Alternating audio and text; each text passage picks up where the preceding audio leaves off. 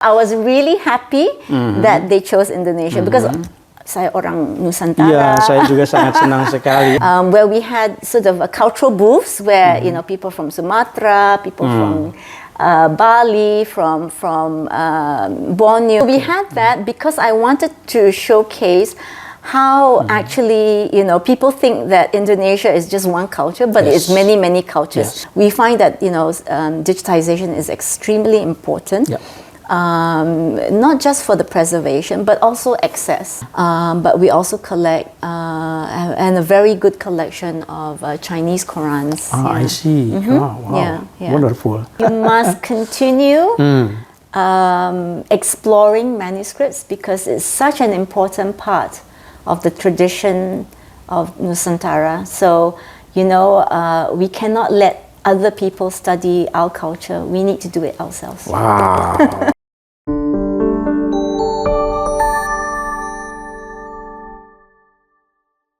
Assalamualaikum warahmatullahi wabarakatuh. Sampurasun, Sobat Ngariksa.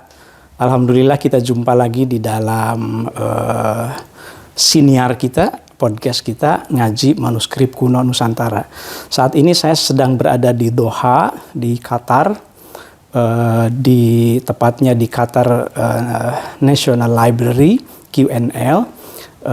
Saya akan berbincang-bincang dengan Executive Director dari QNL, biasanya menyebut begitu.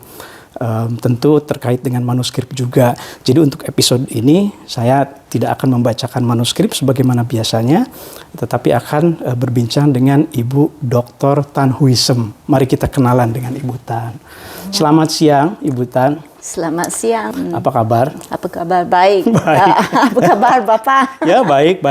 Thank you so much for your kindness to attend to talk in our program Ngariksa. Have you known about Ngariksa? Yes, I think you're very famous. Thank you so much. Professor Oman, you're very famous. And I think the channel provides a very good way to encourage the younger generation to take up the study of manuscripts, which I think is very important. In this digital era, yeah? Exactly. You're reaching out them through the channels that people use.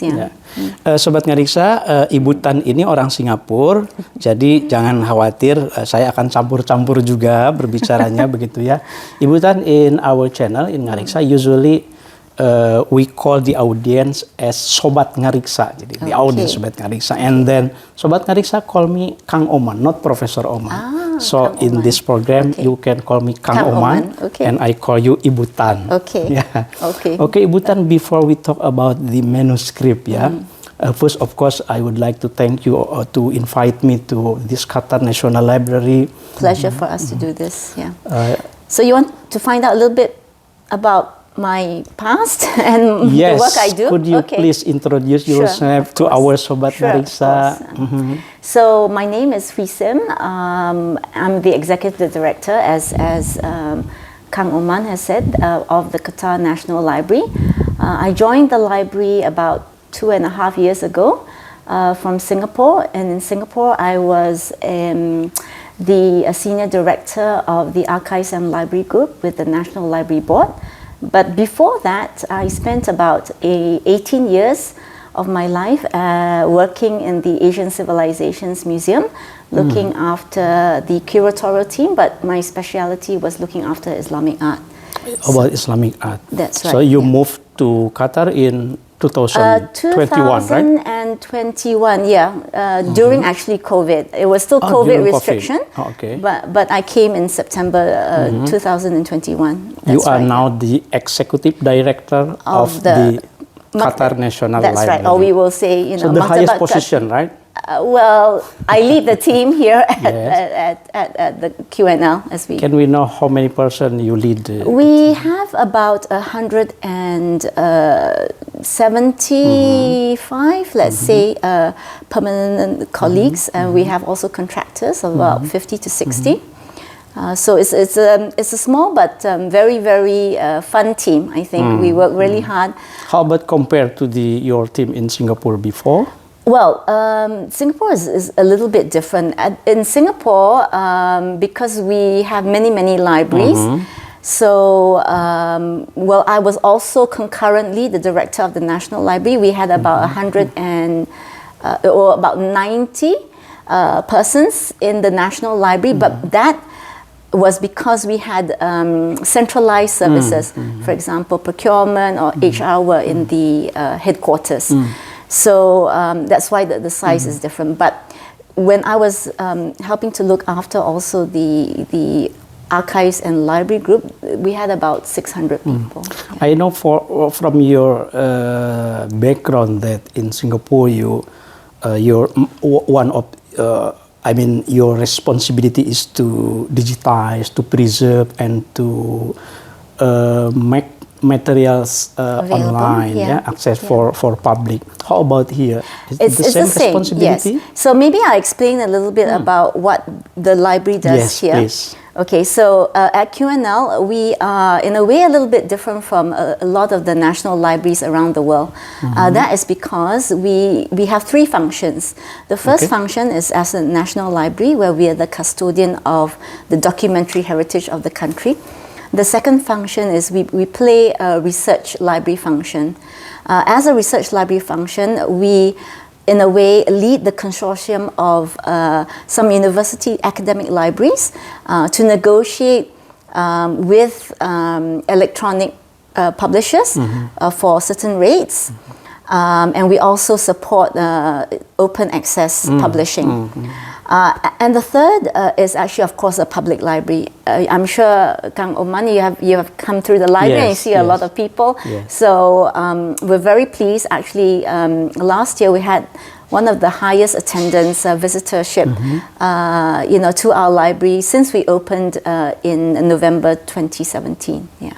So we have these three. It's open 2000.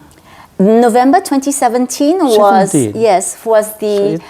So it's very young. It's a very young library, but our collections is much older. Our collections, the heritage collections, we have comes from a Sheikh Hassan collection that comes from the 1980s. So our collection is much older. To be honest, I am very impressed when your staff invited me to look at the collection and to explain about the collection, about the vision of the library, because although 5 years ago it's developed, but it's really modern and terima kasih. Ya, sangat susah mengatakannya. Pokoknya saya sangat terkesan sekali. And I know you're very busy now. You have now the program Qatar-Indonesia Year of Culture 2023. Last year it was so maybe I'll step back and say that actually each year Qatar chooses a country or a region. Each year. Actually, it's not done by the library, but it's actually done by Qatar museums. So each year they will choose a country to celebrate. Right. So last year was the year of Indonesia. This year is actually the year of culture for Morocco. But because this year 2024. 24. And last year Indonesia was Indonesia. But I was really happy that they chose Indonesia because saya orang Nusantara. Ya, saya juga sangat senang sekali. We are really happy ya, Sobat Ngariksa. Wow, Qatar-Indonesia Year of Culture. Yes. So and because it was the year of Indonesia, we worked very closely with the embassy here, the Indonesian embassy, to think of programs that we could do to highlight Indonesian culture. And we decided to do an exhibition on basically to feature the Quran collection that we have from Indonesia, because we have the collection, right? So that was one of the reasons that we wanted to do. But of course, being from Nusantara, I also wanted to highlight, the culture of Indonesia to the people here, and also to engage the Indonesian community, because all kinds of culture from Indonesia. I mean, the Indonesia, of course, the Indonesian culture. Actually, it's very diverse. So what we did was we worked with the Indonesian embassy and the community to highlight that culture at the event that we had in November, where we had sort of a cultural booths where people from Sumatra, people from Bali, from Borneo, from Sunda as well, Kalimantan, from Sunda as well. Sunda, yes, I think so. Yeah, I remember. Because I'm Sundanese. Oh, begitu. Yeah, of course. Yeah, of course. From West Java as well. I remember that in the Museum of Islamic Art, there is the exhibition of the Cirebon that's right. Yes, that's right. Cirebon. That's right. I'm from Kuningan, so 35 kilometers from Cirebon. Okay. So we had that because I wanted to showcase how actually, people think that Indonesia is just one culture, but it's many, many cultures. Yes. So I think that event really highlighted that to the patrons who came to the library. Of course, we had food. Of course. Yeah, culinary. And of course, we had the exhibition that we worked together with two important institutions in Indonesia, for example, the National Museum Nasional, as well as Perpusnas. Nasional. Yeah, exactly. So we worked together on doing this exhibition. So I'm very grateful to them for the loans that they have. But I wanted to cycle back because I didn't quite answer your question about digitization. Yes. So we think, of course, both here and when I was in Singapore as well as here in Qatar, we find that digitization is extremely important. Yeah. Not just for the preservation, but also access. Right? Providing access freely to people who will not be able to come and visit us here in Qatar to see our manuscripts. Yes. We make sure that we try and digitize everything that we have that we are able to put online without infringing copyright. Including Indonesian manuscript. We will put them online. So actually the manuscripts that we have on display is also up on our digital repository website, which anybody can access from around the world. But we also work on digitization projects with other institutions. So for example, we work with the British Library because they hold a vast repository of archives from the Gulf, about the Gulf, and therefore we've worked with them for almost 12 years now to digitize their archives so that people can understand from the British archives, what is found in the British archives on written about the Gulf. So that's also very important for us. And we're looking for different partners as well for this. Okay, it's very impressive. One of the events, part of the Qatar-Indonesia Year of Culture, also this exhibition of Letters of Faith, the Arabic script in Indonesia. Could you please tell us about this event? Okay, so as I mentioned early on, we wanted to showcase also our collection of Qurans, so we decided to organize this exhibition.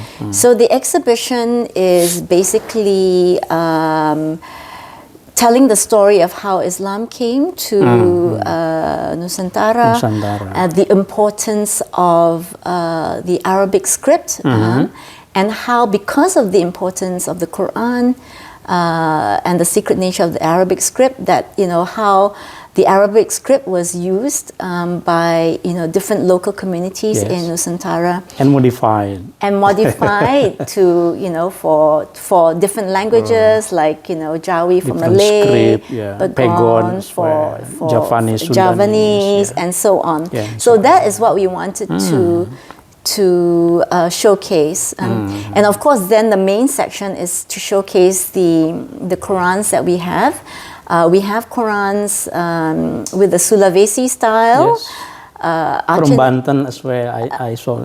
No, the one from Banten is actually borrowed from Perpusnas. Not the collection of the. I forgot. Okay. Yeah, it's actually from Perpusnas. So that's why we work together with Perpusnas to borrow things that we don't actually have. But what was interesting for us is because our collection, we had the Quran, so Achinese as well as Javanese Qurans, but from Banten. from the collection of purposeness, what I wanted to do was to showcase that the Arabic script was also not just for the Qur'ans, but we also use, for Jawi, with a sha'ir, hikayat and things like that. So that's what we wanted to show.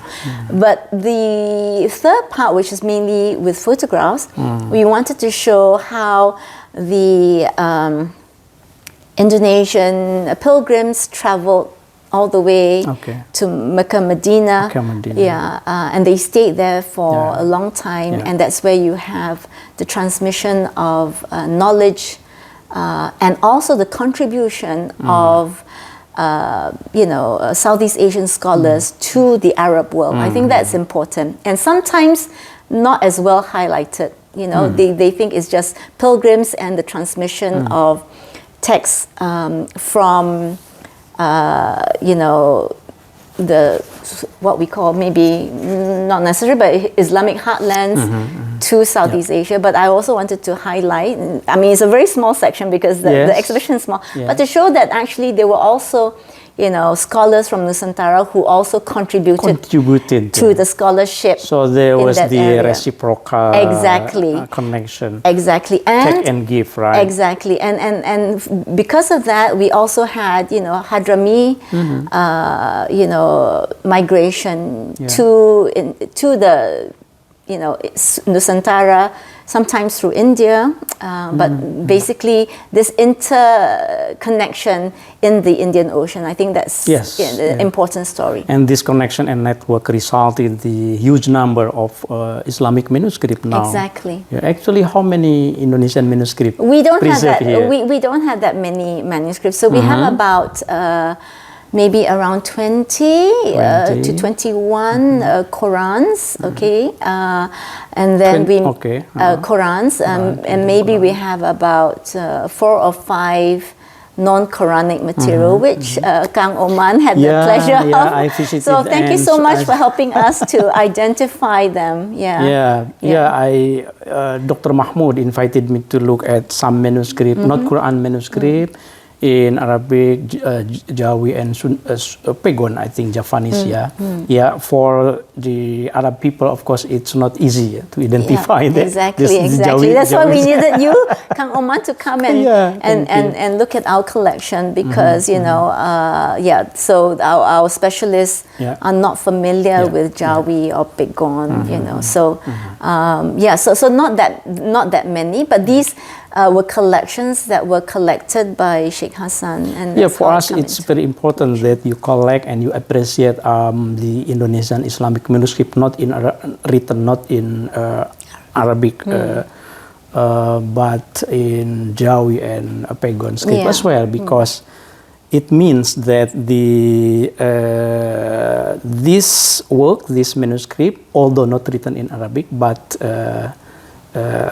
appreciated because it contains knowledge, local knowledge, of course, local wisdom. I mean, our collection policy is that we don't just collect from the Arab world or the traditional Islamic cultural centers.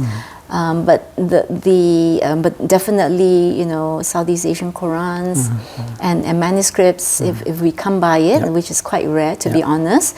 But we also collect, and a very good collection of Chinese Qurans. I see. Wow. Wonderful. Wow. Okay. Inshallah, next time you can come in. Okay, inshallah, I will be very happy if I can visit again here. Because yesterday, in the day before yesterday, I visited also the conservation room. You have the high technology conservation. So after the Qatar-Indonesia Year of Culture. What do you expect to maybe long-term cooperation with Indonesia? Well, we have one interesting project that maybe our colleagues in Indonesia might be interested in contributing towards. We have started doing pigment analysis of our manuscripts, and what I'm hoping to do is that we will then develop a database to a scientific database so that we can analyze the pigments.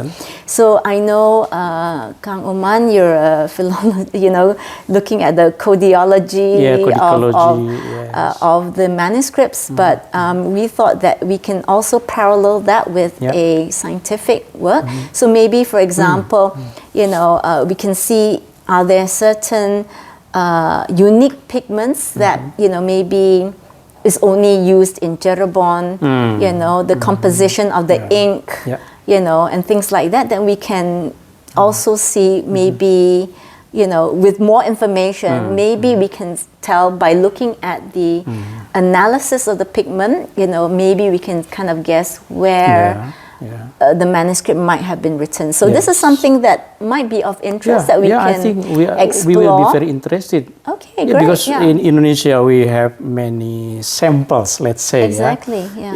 In various materials, in European paper, in the Lua, in Lontan, and I think it's very interesting. Yeah, it might be interesting to see. Do you have here the tool? I mean, the technology to test the what we call the test carbon? Oh no, we don't have carbon testing. We don't have carbon testing, but what we do have, I'm not a scientist. I mean to identify the age of the manuscript. No, we don't have the carbon. We don't have carbon dating. But what we do have are machines that will be looking at the analysis in a non-destructive manner. What might be the components of the ink and the pigments? So that would be something that we are doing. So we're starting off with early Qurans first, but this is something that maybe in the future we could look at, looking at how we can look at the Southeast Asian manuscripts, right? So to be honest, I've already got my team to analyze the Qurans that we have, Southeast Asian, Indonesian Qurans that we have through the pigment. So if another team, in Indonesia could also do a similar, we can then kind of compare.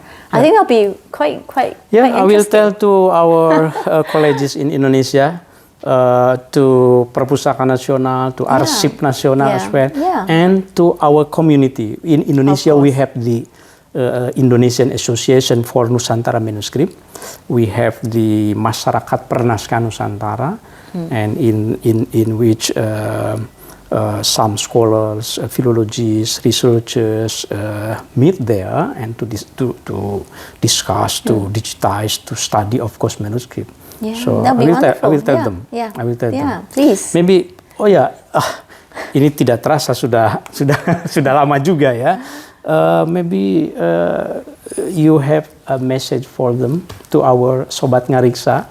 Sobat Ngariksa, you must continue exploring manuscripts because it's such an important part of the tradition of Nusantara. So, we cannot let other people study our culture. We need to do it ourselves. Wow. It's nice words. Thank you so much. Most welcome. Actually, I'm still thinking to explore another thing, but I know you're busy too.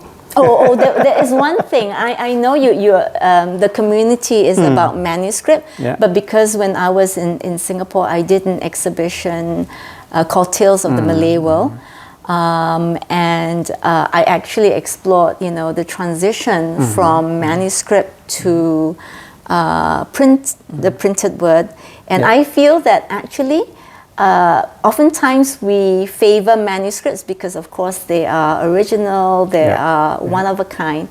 But I think this transition between what happened with manuscript to the kinds of stories that are captured in printed is an area that we should also be paying some attention.